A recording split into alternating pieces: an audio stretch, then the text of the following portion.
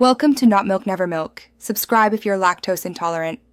You begin by preparing clean data. This matters because regression assumes numeric, paired observations. Once you have X independent and Y dependent columns with headers, remove blanks and text.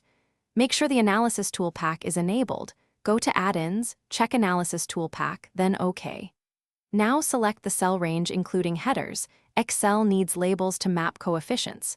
You start the analysis immediately. Do this to avoid misaligned ranges and mislabeled outputs that create confusing results.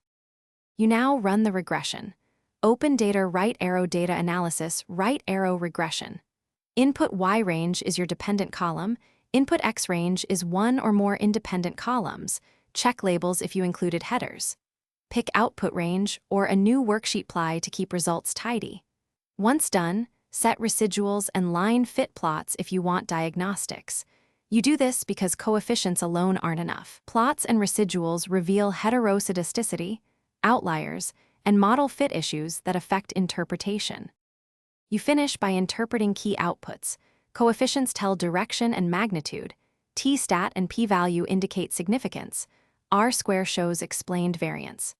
Once done, inspect residuals and Durbin-Watson for autocorrelation. Make sure to use your chosen alpha for significance decisions. If results look wrong, recheck your input ranges and whether labels was toggled.